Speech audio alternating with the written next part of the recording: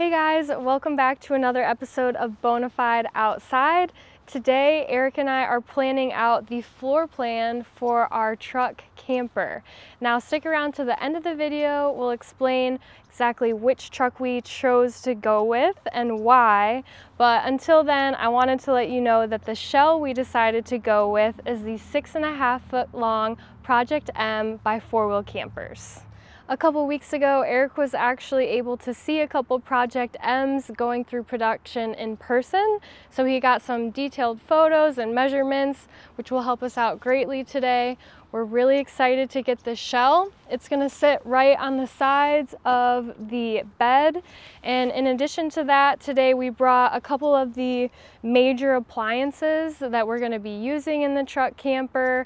We're going to move them around and we're going to see what kind of floor plan we're going to move forward with. If you've been following us for a while, you may know that previously we did a school bus conversion. We didn't really play into the fact of how much planning that took when we did our conversion series before.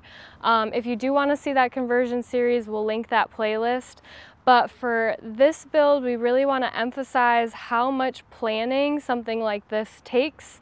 It's probably about half of the effort and brain power that you have to put into a project like this. So, of course, this build is going to be very different. The most obvious thing being that the floor space is about 1/4 the amount of space that we had in the bus.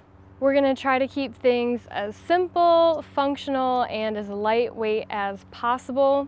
That being said, some of the things that we really want out of this camper are a decent sized cooking space with a dual zone fridge. We would like hot running water if possible, and if we can squeeze it in, we want it to be able to sleep 4 people. That also kind of played into the type of truck that we got, but again, we'll circle back to that later. All right, before we start moving stuff around, I'm just going to touch on some of the appliances we already have. That is our Oupes, our 1800 watt portable power station. Also, we do have a dual zone fridge that SetPower sent to us. We haven't really had the opportunity to test it out yet, so that's what we're going to be doing today. We're not sure we're going to use it in the truck camper, but that is what this whole experiment is for. We also have this black stone griddle that was sent to us, compliments of Eric's parents. Thank you, Jackie and Craig. This is really cool. It's also pretty big and heavy, so we're trying to figure out how we could make that work inside of the truck. And then lastly, it's not an appliance, but it's a cool little thing that RavPower sent us. We'll touch back on this later. Eric, let's get to work.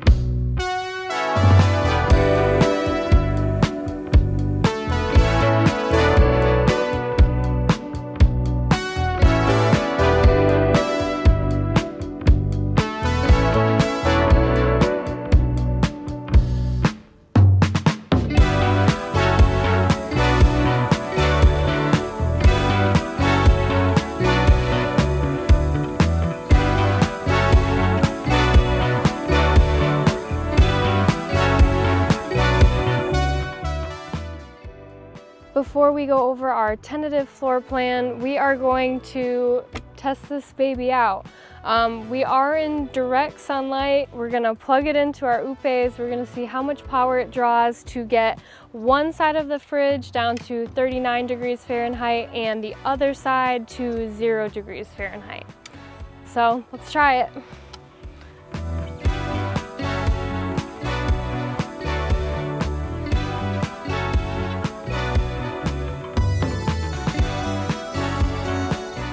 Okay, so we have the fridge plugged in.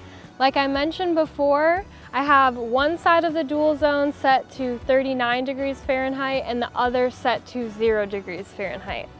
Now, it is set on max mode right now. We're trying to get it down to that temperature from 71 degrees. And like I mentioned before, we are in direct sunlight. So that being said, when we first plugged it into the Oupes, it was reading that it was pulling 77 watts and it can continue to do so for 18 hours. Now, what we think is gonna happen is once the fridge gets down to temperature, then it will significantly, oh my gosh, it will significantly decrease the number of watts that are pulled and the number of hours will increase. Again, this is an experiment. We're hoping that's what happens because 18 hours isn't that long, but we will just have to wait and see.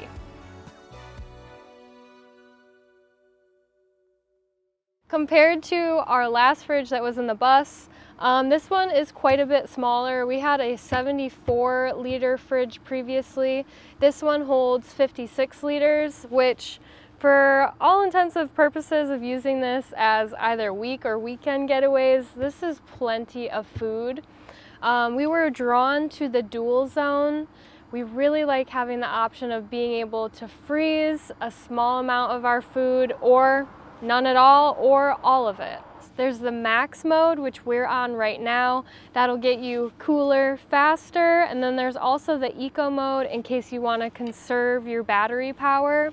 Which, speaking of battery power, this has a really cool setting where it basically you can set a cutoff point with the number of watts that are being drawn. If it gets too low or it's pulling too much from your battery system, you can set it to automatically turn off, which is great both for safety and just convenience. I don't love how the control panels are on the side over here. On our previous fridge, it was on the front, and I really liked that, just it was easy to see. But this has handles on the side, which will be very convenient because odds are Eric and I will be taking it to and from our apartment when we load food in it, when we take off. I really like this handle. And as for fitting in the truck, I think it's pretty spot on. It might be just a little bit too tall, but once we get the actual camper shell in here, we'll know for sure, and we're crossing our fingers. So we will circle back to our little test later, but let's move on. All right, welcome to our home away from home. This is our tentative floor plan, but honestly, I think it's looking great. Just to give you an overview of what's happening in the grand scheme of things, this represents a window. Our plan is to build possibly with 80/20 aluminum, kind of like a shelf or tabletop area. And all of these are the components that are gonna be made into it. So we're thinking potentially on this wall, we have our hot water heater, and below that we'll have, pretty much taking up this space, our fresh water storage, our diesel heater here. The diesel heater we want to keep close to the window because Eric plans on building an exhaust feature that actually goes out the window. Moving over here, more at a comfortable level, we'll have the sink and the stove, although they might get switched. And then below that we'll have a gray water system that we can filter out, and then more storage for, of course, food and cooking utensils, pots and pans, that sort of thing. On this side, this is where we're thinking, if we decide to move forward with it, our 12-volt solar power bank. We would like to keep the Oupes here so that it's easily accessible. And then, so this will be gear storage underneath. And then up top, we're thinking of making this a bench that can either fold out or slide out into that extra bed area that we hope to have to bring friends along. So this is our estimated width of walkway that we'll have. Eric and I did a couple of pass-by tests earlier where he was pretending to do dishes. It's not a huge amount of space, but this definitely feels comfortable, and we're not going to be living in this truck. This will be our weekend getaway, so I think this is very practical and very doable. So on Halloween weekend, we took a bunch of friends. We went up to the mountains dressed up as goblins in the woods, had a spectacular time, and when we went to start the truck up in the morning, the key wouldn't turn. The battery had died because we were all just in and out of the truck all night, that it wore the battery out. And ironically, the next day, Monday, we were sent an email from RavPower. Let me show you what this is. This is a jump starter with an air compressor. So it's a lithium battery, which is why it's so small and I can hold it in one hand. Eric and I, when we do go off-road, we do plan to air up and air down our tires. We're not sure if this is going to be the best solution, if it'll take forever or not, but we're going to give it a shot and test it out. Release the air. Eric thinks we really need to get some air down tools. This will work eventually. Alright, so the tire is now aired down to 25 psi. The battery's at 100% and Eric set it to air up to 55 psi. Let's see how long it takes. Wait. Ready?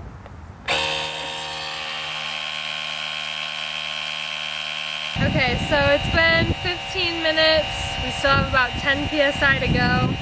As far as the air compressors go, this is feeling like a bit of a bust.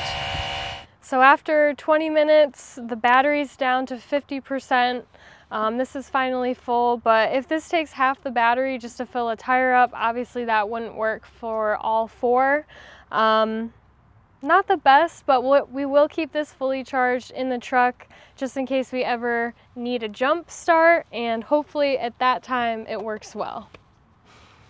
So the fridge is almost fully cooled down. We'll go over those numbers when we finally get there. It's been roughly an hour since we plugged it in, but this is a good opportunity to talk about power in the camper. So Eric and I have been tossing back and forth the idea of doing a 12-volt system powered with a solar panel on the roof.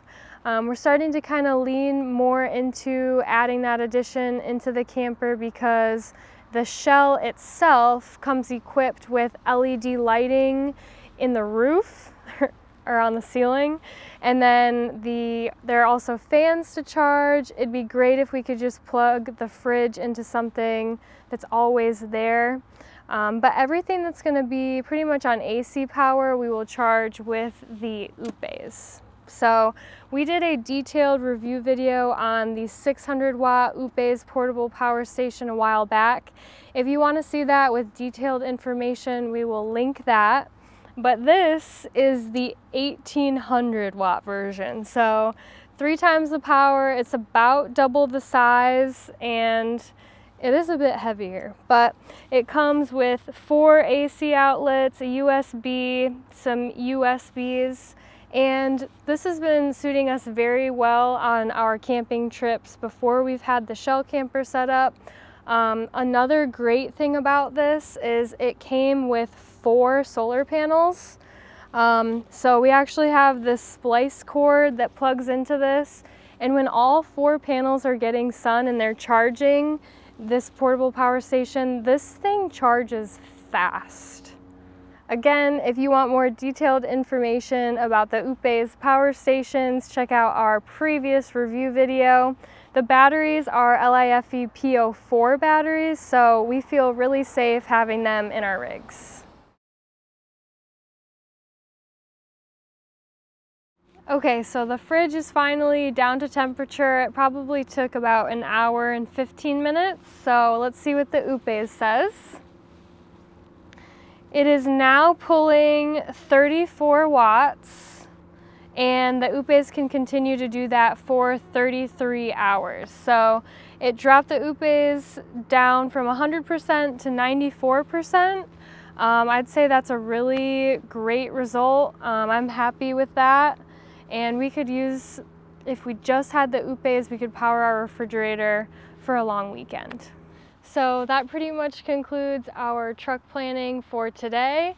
Just want to emphasize how important the planning process is when you're doing a build out. We could have saved ourselves a lot of time and money with our first build out had we planned a little bit better. So we're really happy that we've kind of had the time to do that before we actually get the shell.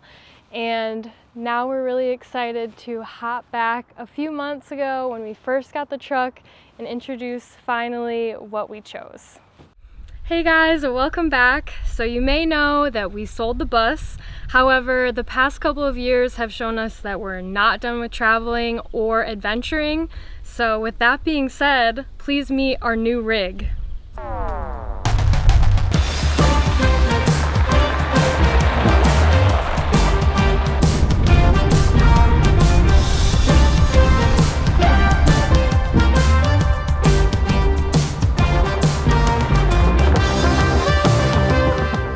So there are a few reasons why we decided to go with a truck for our next adventure mobile.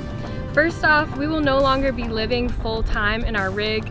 Before, in the bus, it had all of the comforts that we needed, but now our life circumstances have changed, so we wanted something that could serve as a car, good transportation when we needed it to, but could also be fitted to be a really cool overlanding rig at the same time.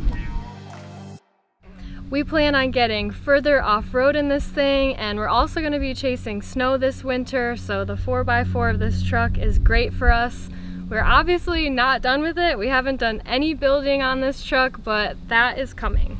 Eric's going to go into detail about why we specifically went with this truck.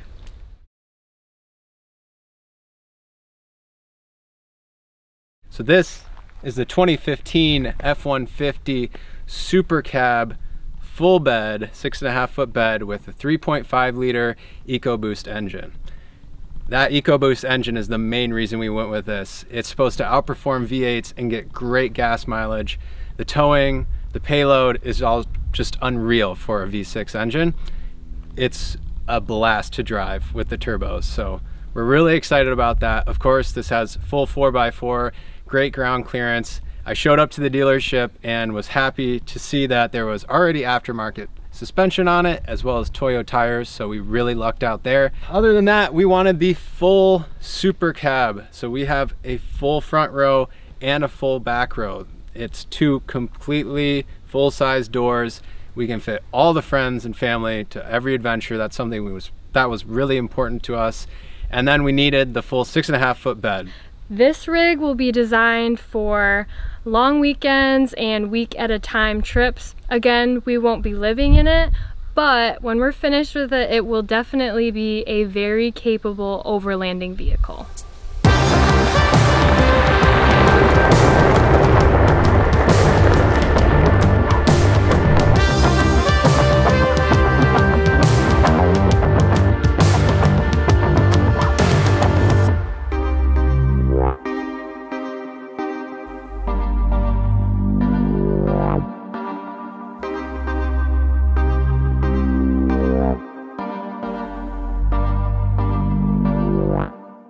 Like I said before, we are still in the design phase of this build.